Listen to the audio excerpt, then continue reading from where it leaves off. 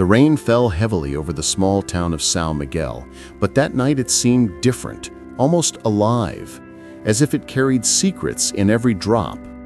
The wind pressed against the windows of the yellow house on the hill, a house that had once held warmth, but now trembled under the weight of silence and fear. Inside, Elena, 7 months pregnant, felt the slow crawl of dread deep inside her chest. She was exhausted, not from the pregnancy, but from living each night as if it were a battlefield. Fear had become part of her, living in her breath, her blood, her dreams. Rafael, her husband, had not always been the monster he now resembled. Once he had held her gently, kissed her forehead, and promised to protect her with his life. But promises meant nothing when bitterness took root. When he lost his job, something inside him cracked. He began drinking to quiet the rage he didn't know how to handle. And soon the man she once loved faded into someone unrecognizable, someone whose eyes no longer softened when they looked at her, someone whose hands no longer held her, only hurt her. He paced the living room that night, his footsteps loud and unsteady. Elena sat frozen on the edge of the bed, listening, praying he would calm down.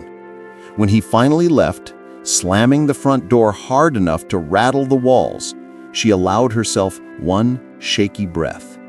She walked slowly into the kitchen, holding her ribs where the bruises ached. 2 days ago, he had pushed her so hard she hit the corner of the table. She still felt it every time she inhaled.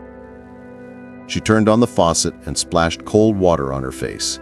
The bruises around her jaw seemed darker under the dim kitchen light.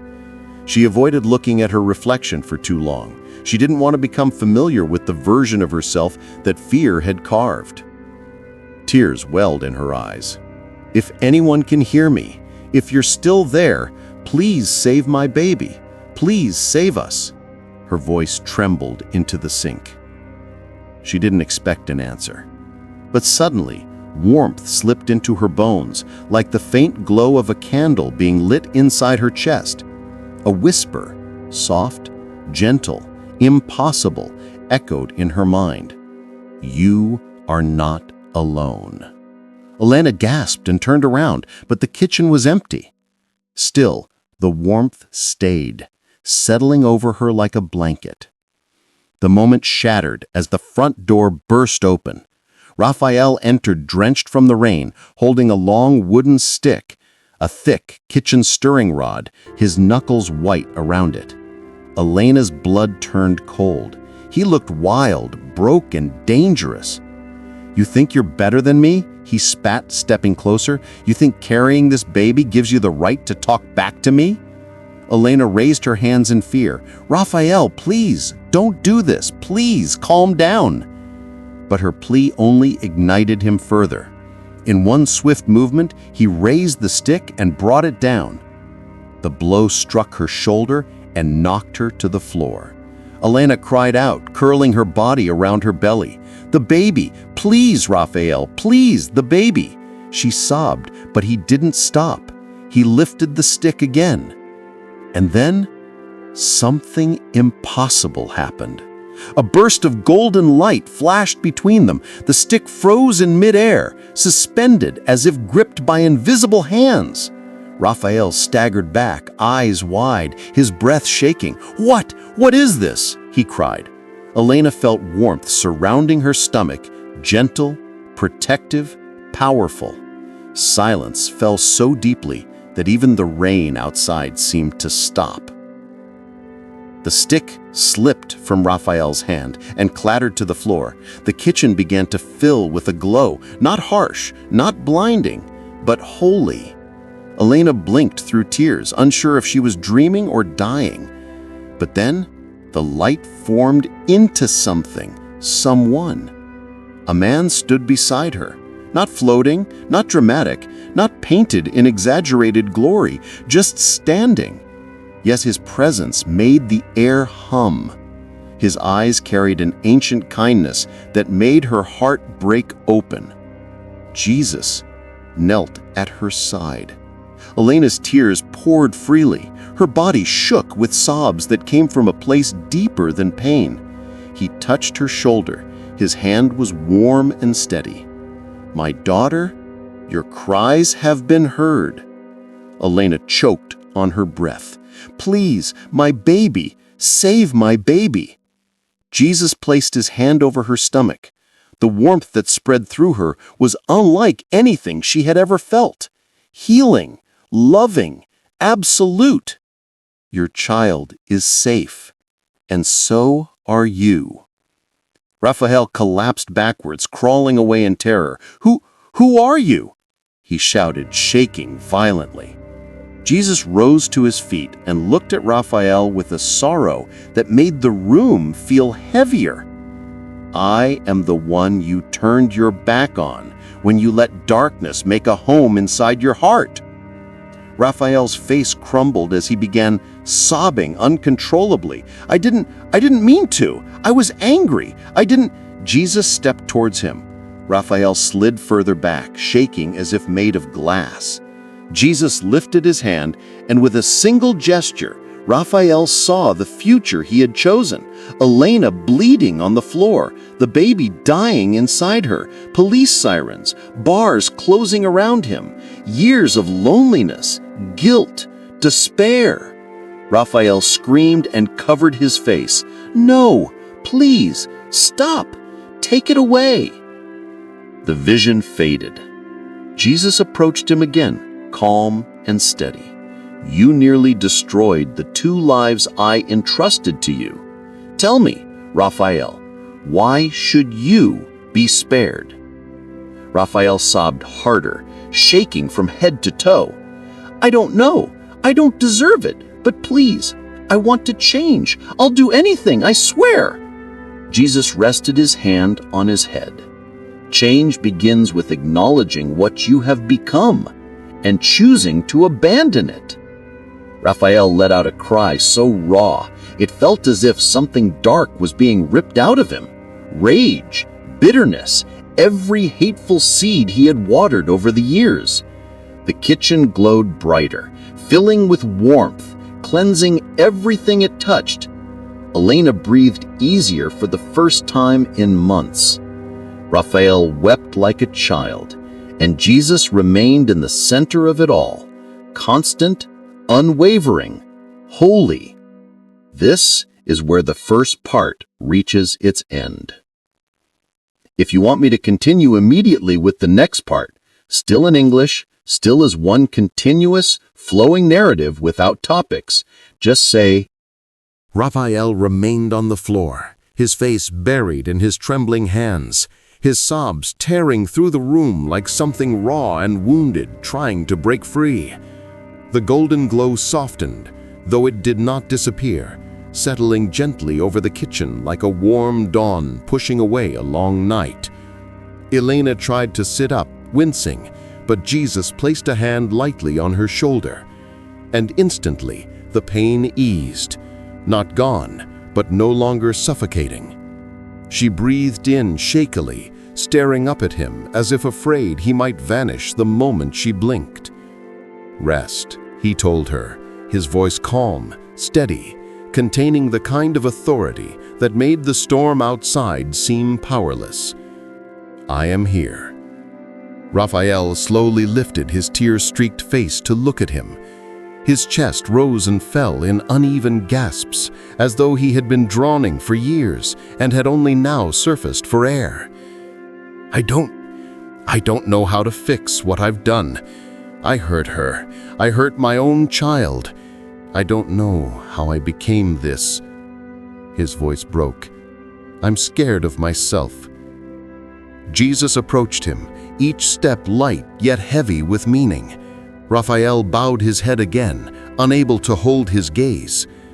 Jesus crouched beside him, studying him with a depth that made Raphael's breath stop. "You allowed anger to become your master," he said softly. "You allowed bitterness to guide your hand. But you were not made for cruelty, Raphael. You were made for love." Raphael shook his head violently. "I don't deserve forgiveness." "No," Jesus answered without hesitation. "You do not. But forgiveness is not earned. It is chosen." Raphael's lips trembled. "I want to change. I do, but I don't know how." Jesus extended his hand. Raphael stared at it, terrified to touch it, terrified not to. After several trembling seconds, he placed his hand in Jesus's, expecting fire or judgment. Instead, warmth flooded him, warmth so profound he sobbed harder, clutching Jesus's hand as if it were the only thing keeping him alive. It was as though years of poison were being drained out of him. Elena watched from the floor, tears rolling down her cheeks. She had prayed for safety. She had prayed for mercy. She had prayed for deliverance. She never imagined she would witness her husband collapsing at the feet of the one who created him. Jesus helped Raphael stand. His legs were unsteady, like a child learning to walk again. "You must face consequences," he said, his tone steady but not unkind. Raphael nodded, wiping his face clumsily. "I'll do whatever it takes." Jesus looked him in the eyes. "You will turn yourself in." The words hit Raphael like a hammer. His breath caught. "Prison," he whispered, fear flickering. Will my child, will they be okay without me?" Jesus glanced toward Elena with a softness that made her chest tighten. He said gently, "I will care for them." Then, turning back to Raphael, he added, "But you must walk the path that heals, not the path that hides." Raphael bowed his head in acceptance, though his whole body trembled with fear. He turned toward Elena, hesitating, unsure if he had the right to even look at her. When she met his gaze, he burst into tears again. "I'm sorry. I'm so sorry. I almost destroyed everything. Jesus touched his shoulder. "Forgiveness begins with humility. Let your actions speak louder than your pain." At that moment, the room dimmed slightly, the bright aura surrounding Jesus fading into something gentler, as if he were preparing to leave. Elena panicked, pushing herself up. Wait, don't go yet." Her voice shook with desperation. "I'm scared." Jesus knelt in front of her again, brushing a tear from her cheek with his thumb. "Courage is not the absence of fear, my daughter. It is walking forward despite it." He rested his hand over her stomach once more. A pulse of warmth spread through her belly, a soft rhythmic glow that felt like a heartbeat made of light. Her baby kicked, stronger than before, almost joyfully. Elena covered her mouth with her hands as sobs racked her body. "Your child is protected," Jesus whispered, "and you will never be alone again." The light grew brighter around him for a moment, swirling in a soft golden spiral. Then, slowly, gently, like mist rising at dawn, he faded. The last thing to disappear was his voice, warm and steady. "Choose love, choose truth, choose me." Then he was gone. The silence that followed was immense. The storm outside began again, softly at first, as though the world itself were exhaling after witnessing something sacred. Elena leaned back against the counter, shaking from head to toe. Raphael sank to the floor, staring at the space where Jesus had stood moments earlier. Minutes passed before either of them moved. Raphael crawled toward Elena with hesitation in every gesture. He stopped a few feet from her, afraid to get closer. He whispered, hoarsely, "I'm going to turn myself in tomorrow. I need to. I need to show him, and you, and myself, that I meant what I said." Elena hugged her stomach, tears falling freely. She didn't know how to respond. Forgiveness wasn't a switch she could flip. Trust wasn't something she could hand back. But her baby was safe. She was alive. And something inside her, something small but real, felt like the beginning of peace. Raphael bowed his head. "I know I can't ask you to forgive me now. Maybe never. But I will spend the rest of my life trying to be someone who deserves forgiveness, even if I never get it." Elena watched him, her breath trembling. She wanted to hate him. She wanted to scream. But instead she whispered, "Go get help. That's what he wants from you." Raphael nodded, wiping his face. "I will." The night stretched long after that. Elena stayed on the kitchen floor for a while, breathing slowly, feeling her baby move inside her with a reassurance that made her cry all over again. She touched the spot where Jesus' hand had rested and felt warmth still lingering there, like a small flame refusing to go out.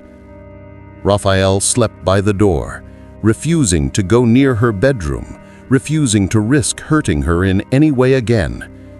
He cried quietly until exhaustion finally overtook him. Morning eventually slid through the windows, painting the house in soft golden light. Elena woke on the sofa, wrapped in a blanket she didn't remember pulling over herself. Raphael must have done it. He was standing by the door, fully dressed, hair combed, hands shaking as he whispered into the phone, "Yes, I'd like to turn myself in. I committed domestic assault. I need to report it." Elena watched him with a complicated mess of emotions swirling inside her. Pain, anger, relief, confusion. But beneath all of it, she felt the faintest pulse of something new, maybe hope. And she remembered Jesus' words, "You will not be alone." When Raphael hung up the phone, he looked at her with eyes swollen from crying. He said, "I'll go now. I don't deserve for you to even look at me, but I'm glad you survived." Elena didn't answer. She simply nodded. He left quietly, closing the door behind him. And for the first time in years, the house felt still, peaceful, holy. Elena placed her hands over her belly and whispered, "Thank you." The morning sun warmed her skin, and for a moment she felt as though light still lingered in the room, watching over her. The hospital room felt smaller than it really was. Maybe it was the weight of fear pressing in on every wall, or maybe it was the silence that came after too many tears. Anna lay in the bed, barely awake, the monitors tracing the fragile rhythm of two lives at once. The bruise on her abdomen had already begun to darken, spreading like a cruel shadow.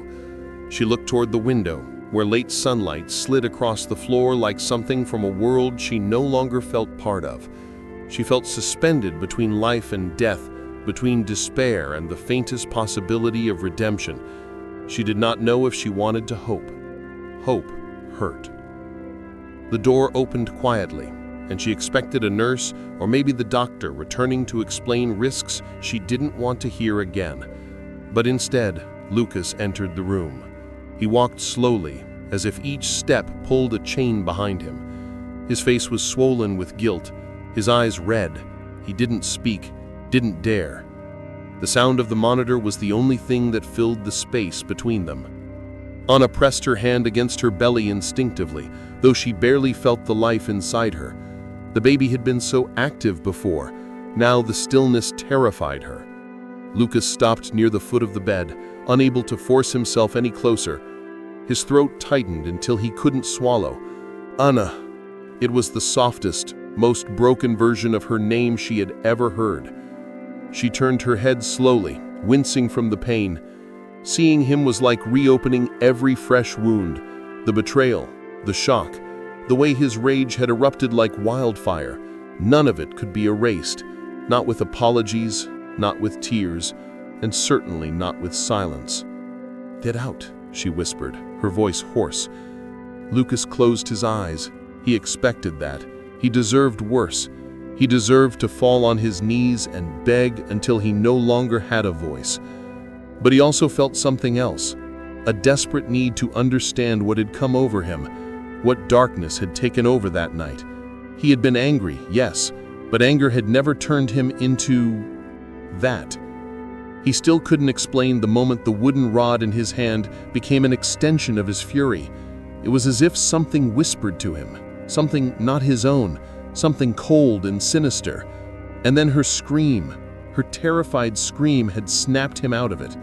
Too late. "I just need to know if you're okay," he said quietly, barely breathing the words. "I'm not okay," she replied, staring straight ahead. "You nearly killed our child." The words were knives, and Lucas accepted every one. His voice failed. He nodded, staring at the floor as shame burned through him. She turned her head toward the window again. Silence pressed between them until even the air felt heavy. And then something changed. The temperature in the room shifted, like the soft warmth that precedes dawn breaking through the night. A breeze, impossible because the window was sealed, moved through the room, carrying a fragrance neither of them recognized. It was clean, soft, almost like lilies touched by morning light. Anna's breathing eased without her noticing. Lucas lifted his head slowly, feeling something he hadn't felt since he was a child, a presence that calmed his trembling bones. In the corner of the room, where shadows gathered, a shape formed, not through light, but through the absence of fear. The figure stepped forward with a grace beyond human, wearing no expression of judgment, only sorrow and purpose. Jesus stood before them, but his appearance was not violent or overwhelming. It was gentle, powerful in a way that softened everything it touched. The air shimmered faintly around him, like the edges of a dream made real. Anna gasped softly, but not in fear. Something in her spirit recognized him before her eyes could. Her heart steadied. Her baby shifted inside her, a tiny flutter that made tears spill down her cheeks instantly. Lucas fell backward against the chair behind him, breath caught in his throat. He felt exposed, as if every sin he carried had suddenly become visible. But Jesus did not look at him with anger. Instead, his eyes held the kind of grief a father feels when watching a child destroy himself. Why are you here?" he stammered. Jesus looked at Anna first, his expression warm, filled with compassion so profound that it washed over her pain like a healing wave. "Because she cried out," Jesus said softly. "Even when she could not speak, her soul called, and I came." Anna pressed her hand to her mouth, tears slipping freely. She felt safe, truly safe, for the first time since everything had happened. Lucas shook his head, his voice cracking. "I don't deserve, not forgiveness, not mercy. I heard her. I heard our child. I don't even know why. I don't know what came over me." Jesus turned his gaze to him, and Lucas froze, feeling as if every breath he'd ever taken was being measured. But instead of condemnation, his voice carried something deeper. "You opened your heart to darkness long before you lifted your hand against her." Lucas swallowed, shaking uncontrollably. "I don't understand." "You let anger grow roots," Jesus said. "You fed it with fear, pride, and the belief that control is the same as love. When you do this, darkness waits for moments when your spirit is weakest. It whispered to you that night, and you listened." Lucas collapsed to the floor, sobbing harder than he had since he was a child. His hands covered his face as guilt crushed him. He had always believed he could never be overtaken by something like that, but now he understood. Evil doesn't need permission, it only needs space. Anna watched him cry, and though she was still broken, still hurting, something inside her shifted. She wanted him to answer for what he had done, yes, but she also recognized the truth in Jesus' words. She had seen the man Lucas used to be, long before anger consumed him. That memory ached now, sharper than ever. Jesus walked to her side, and his hand hovered over her abdomen, and warmth spread through her body like sunlight touching frozen skin. The monitor quickened its pace slightly, the baby moving again, the first strong movement in hours. Anna gasped, clutching her belly as relief poured through her. "The child is not lost," Jesus said gently, "but her life still hangs on a thread thinner than you can see. You must protect her, not only with your body, but with your choices." Anna nodded through tears. I'll do anything." Jesus then stepped back and turned toward Lucas, who remained on the floor, trembling. His expression held a firmness now, something unyielding, though still wrapped in mercy. "Stand," he said. Lucas obeyed shakily, unable to lift his eyes. Jesus spoke with a gravity that pierced straight into him. "You nearly destroyed the greatest blessing you've been given, not because you are evil, but because you forgot who you were created to be." Lucas sobbed again. "I can never make this right. Can I ever be forgiven?" "That depends," Jesus answered. "Not on your words, but what you choose after today." Lucas let the meaning settle inside him like a stone. Forgiveness was possible, but not without transformation, not without sacrifice, not without becoming a man who would rather die than raise his hand again in anger. Jesus extended his hand toward Lucas's heart, not touching him, but reaching into the very place his soul had been poisoned. Lucas felt something tear inside him, a ripping sensation, deep and painful, like chains breaking. He gasped, falling to his knees again as heat flooded his chest, burning out darkness he hadn't even known was there. "You are not beyond redemption," Jesus said, his voice steady, "but you must choose light every day, and you must face the consequences of your actions with humility, not fear." Lucas nodded violently, tears dripping onto the floor.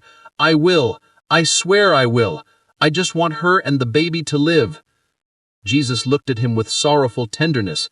"Their survival is still in God's hands, but I have given her body the strength to fight." Anna breathed in deeply, feeling new life pulsing inside her. She closed her eyes, overwhelmed. Jesus looked between them both. "Your lives will not be easy after this. Pain leaves shadows, but where there is humility, transformation can grow." He turned toward the door, and his form began to fade in light, not blinding, but soft like dawn. Before disappearing entirely, he spoke one final sentence that settled into both their hearts like a seed meant to grow in time.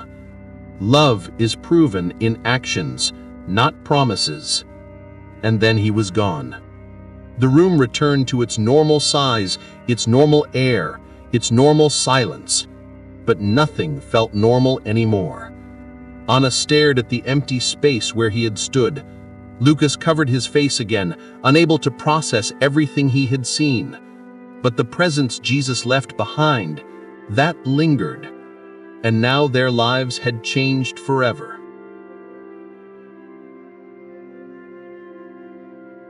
The hospital room felt like a thin thread holding the world together. After Jesus vanished, leaving behind only a warmth that did not belong to the earth, Anna lay still, breathing softly, feeling the faint movements of the fragile life inside her. She held her belly with trembling hands, terrified that the tiniest second of silence meant she would lose her child forever. Lucas sat in the corner, his face buried in his palms. He had no words left, only guilt, shame, and the echo of Jesus' voice burning through him like a brand. For a long time, neither of them spoke. The weight of what had happened, the miracle they had witnessed, and the violence that had brought them here hung between them, heavy and painful. When the nurse came to check the monitors, she gave a hopeful nod. "The baby is stable for now," she said. "Rest is crucial." Then she left, and silence closed in again. Finally, Lucas forced himself to speak. His voice cracked as soon as he tried. "Anna, I don't expect you to forgive me. I don't deserve even to look at you, but I need you to know I'm done hiding behind anger. I'm done pretending I'm not the monster I became." His breath shook. "Jesus showed me what I've been feeding inside myself. I let anger become a home for darkness. I won't let it win again." Anna kept her eyes on the window. The sky beyond it was fading into evening, lines of orange sinking into the horizon. She whispered, "You didn't just hurt me. You almost killed our daughter." Her voice cracked. "I felt her stop moving. Lucas, I thought she died." He covered his eyes again. "I know," he whispered. "I will never forgive myself, but if you give me any chance at all, even the smallest one, I will become a man you no longer have to fear." Anna didn't answer. She couldn't. Her heart was shattered, her body exhausted, her mind replaying Jesus' final words. Love is proven in actions, not promises. She didn't know whether future actions would heal or break them further, but she did know she didn't want vengeance, not after what they had witnessed. Night settled over the hospital. Anna drifted in and out of sleep until suddenly a deep, crushing pain ripped through her abdomen. She cried out, gripping the sheets. The monitor spiked. Lucas jumped up, terrified. "Anna! Anna!" Nurses rushed in as alarms filled the room. "Her baby's heart rate is dropping," a nurse shouted. The doctor appeared, scanning the monitor quickly. "We need to prepare for an emergency C-section. We're running out of time." Anna's breathing became shallow. Tears filled her eyes. "No, please, not now." Lucas backed away so the doctors could work, but his soul felt like it was tearing apart. As they lifted her onto a rolling bed, he grabbed her hand for one desperate second. "I love you," he said, voice breaking. "Please come back, both of you." She looked at him with fear, pain, and something like hope. Then they pushed her out into the hallway. The doors swung closed, leaving Lucas alone. For the first time in his adult life, he fell to his knees and prayed, not out of habit, not out of fear of punishment, but out of pure, overwhelming desperation. "Jesus, please," he whispered, trembling violently. "You saved her earlier, save her again. Save the baby. Take me instead. Take anything you want. Just don't let them die because of my sin." His tears splashed onto the floor as he bowed his head. "Please, please." Time crawled. Every second stabbed him like a knife. He couldn't sit, couldn't breathe, couldn't think. He waited in agony until finally the doctor returned. Lucas stood instantly, gripping the chair for balance. "She's alive," the doctor said gently. "And your daughter is alive too." Lucas broke. He fell to his knees again, crying into his hands, shaking uncontrollably. Relief crashed through him so violently he felt faint.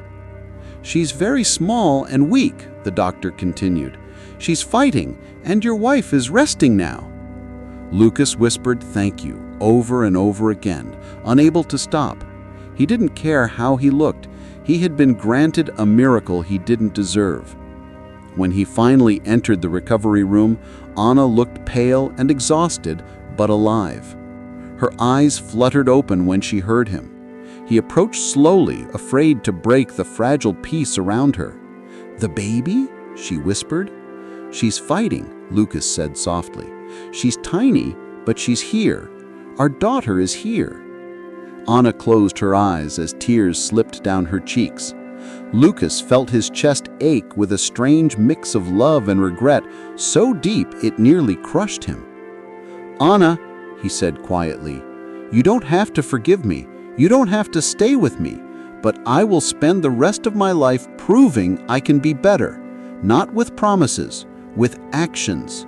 I'll be whatever you and our daughter need, even if that means letting you go." Anna opened her eyes again, staring at him for a long, heavy moment. She saw the man who had hurt her and the man who had broken under the weight of that guilt. She saw his fear and his sincerity, and she remembered the way Jesus had looked at him, not with hatred, but with sorrow and hope. "I don't know what our future looks like," she whispered. "I don't know how long it will take for me to heal, but I don't want to live in hate, and I don't want you to drown in guilt. So I'm not sending you away. Not now." She took a weak breath. "We'll see where this goes, but it has to start with change, real change." Lucas nodded instantly, tears falling again. "I'll change. You'll see. I'll spend my life proving it." He didn't reach out to touch her yet. He didn't dare. But he sat beside her quietly, grateful just to be near her. Later, when a nurse guided him to the neonatal unit, Lucas saw his daughter for the first time. She was impossibly tiny, connected to wires and machines, her chest rising and falling in fragile breaths. He pressed his hand to the glass. Tears blurred his vision. "She's a miracle," he whispered. "Both of you are." And then, with a shaky breath, he whispered one more thing. Not a plea time, but a promise born of a changed heart. "I'll never let darkness win again. Jesus, thank you for saving us. I'll spend my life honoring that gift." Behind him, dawn began to break slowly, painting the world in soft gold. It felt like a beginning, painful, imperfect, but real. A new chance, a new man, a new family, and the quiet, unshakable truth that stayed with them forever. When Jesus steps in, no darkness gets the final word. The hospital room felt like a thin thread holding the world together. After Jesus vanished, leaving behind only a warmth that did not belong to the earth, Anna lay still, breathing softly, feeling the faint movements of the fragile life inside her. She held her belly with trembling hands, terrified that the tiniest second of silence meant she would lose her child forever. Lucas sat in the corner, his face buried in his palms. He had no words left, only guilt, shame, and the echo of Jesus' voice burning through him like a brand. For a long time, neither of them spoke. The weight of what had happened, the miracle they had witnessed, and the violence that had brought them here hung between them, heavy and painful. When the nurse came to check the monitors, she gave a hopeful nod. "The baby is stable for now," she said. "Rest is crucial." Then she left, and silence closed in again. Finally, Lucas forced himself to speak. His voice cracked as soon as he tried. "Anna, I don't expect you to forgive me. I don't deserve even to look at you, but I need you to know. I'm done hiding behind anger. I'm done pretending I'm not the monster I became." His breath shook. "Jesus showed me what I've been feeding inside myself. I let anger become a home for darkness. I won't let it win again." Anna kept her eyes on the window. The sky beyond it was fading into evening, lines of orange sinking into the horizon. "You didn't just hurt me," she whispered. "You almost killed our daughter." Her voice cracked. "I felt her stop moving. Lucas, I thought she died." He covered his eyes again. "I know. I will never forgive myself. But if you give me any chance at all, even the smallest one, I will become a man you no longer have to fear." Anna didn't answer. She couldn't. Her heart was shattered, her body exhausted, her mind replaying Jesus' final words, "Love is proven in actions, not promises." She didn't know whether future actions would heal or break them further, but she knew she didn't want vengeance, not after what they had witnessed. Night settled over the hospital. Anna drifted in and out of sleep until suddenly a deep, crushing pain ripped through her abdomen. She cried out, gripping the sheets. The monitors spiked. Lucas jumped up, terrified. "Anna? Anna!" Nurses rushed in as alarms filled the room. "Her baby's heart rate is dropping," a nurse shouted. The doctor appeared, scanning the monitor quickly. "We need to prepare for an emergency C-section. We're running out of time." Anna's breathing became shallow. Tears filled her eyes. "No, please, not now." Lucas backed away so the doctors could work, but his soul felt like it was tearing apart. As they lifted her onto a rolling bed, he grabbed her hand for one desperate second. "I love you," he said, voice breaking. "Please come back, both of you." She looked at him with fear, pain, and something like hope. Then they pushed her out into the hallway. The doors swung closed, leaving Lucas alone. For the first time in his adult life, he fell to his knees and prayed, not out of habit, not out of fear of punishment, but out of pure, overwhelming desperation. "Jesus, please," he whispered, trembling violently. "You saved her earlier. Save her again. Save the baby. Take me instead. Take anything you want. Just don't let them die because of my sin." His tears splashed onto the floor as he bowed his head. "Please, please." Time crawled. Every second stabbed him like a knife. He couldn't sit, couldn't breathe, couldn't think. He waited in agony until finally the doctor returned. Lucas stood instantly, gripping the chair for balance. "She's alive," the doctor said gently. "And your daughter is alive too." Lucas broke. He fell to his knees again, crying into his hands, shaking uncontrollably. Relief crashed through him so violently he felt faint. "She is very small and weak," the doctor continued. "She's in critical condition, but she's fighting, and your wife is resting now." Lucas whispered "thank you" over and over again, unable to stop. He didn't care how he looked. He had been granted a miracle he didn't deserve. When he finally entered the recovery room, Anna looked pale and exhausted, but alive. Her eyes fluttered open when she heard him. He approached slowly, afraid to break the fragile peace around her. "The baby?" she whispered. "She's fighting," Lucas said softly. "She's tiny, but she's here. Our daughter is here." Anna closed her eyes as tears slipped down her cheeks. Lucas felt his chest ache with a strange mix of love and regret, so deep it nearly crushed him. "Anna," he said quietly, "you don't have to forgive me. You don't have to stay with me. But I will spend the rest of my life proving I can be better.